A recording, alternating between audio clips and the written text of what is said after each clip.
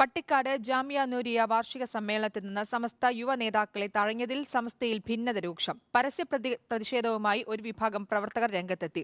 League നേതൃത്വത്തിനെതിരെയാണ് ആരോപണം. എന്നാൽ വിവാദങ്ങളിൽ പ്രതികരിക്കാതെ പാണക്കാട് സാദിഖ് അലി ശിഹാബ് തങ്ങൾ ഒഴിഞ്ഞുമാറി. പട്ടിക്കാട് ജാമിയ നൂരിയ അറബിയയുടെ പൂർവ്വ വിദ്യാർത്ഥി സംഘടനയായ ഓസ്ഫോജിനുടെയും SKSSFിന്റെയും പ്രാദേശിക കമ്മിറ്റികളാണ് പ്രതിഷേധവുമായി രംഗത്തെത്തിയത്. ഔദ്യോഗിക ലെറ്റർ പാഡുകളിൽ പ്രതിഷേധം അറിയിച്ചുകൊണ്ടുള്ള കത്തുകളാണ് പ്രചരിക്കുന്നത്. സമൂഹ മാധ്യമങ്ങളിലും സമസ്താനുകൂലികൾക്കിടയിലും ചേരിപ്പോര് രൂക്ഷമാണ്. പട്ടിക്കാട് ജാമിയ ക്യാമ്പസിലും പ്രതിഷേധ ലഘുലേഖകൾ വിതരണം ചെയ്തു. ലീഗ് നേതൃത്വത്തിനെതിരെ രൂക്ഷ വിമർശനങ്ങൾ അടങ്ങുന്ന ലഘുലേഖകളാണ് വിതരണം ചെയ്തത്. ലീഗ് നേതാക്കൾ ഇടപെട്ടാണ് സമസ്ത യുവനേതാക്കളെ മാറ്റി നിർത്തിയതെന്നാണ് ഉയരുന്ന ആരോപണം.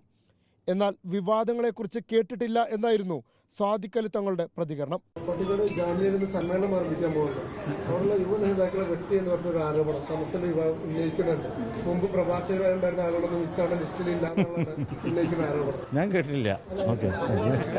ഇന്ന് ആരംഭിക്കുന്ന പട്ടിക്കാട് ജാമിയ നൂരിയ 61ാം വാർഷിക സമ്മേളനം 7-നാണ് സമാപിക്കുക. പ്രസിഡന്റ് സാദിഖ് അലി ശിഹാബ് തങ്ങൾ പതാക ഉയർത്തുന്നതോടെ സമ്മേളനത്തിന് ഔദ്യോഗിക തുടക്കമാകും. Reporter Ashkar Ali Karimba in reporter Malappuram.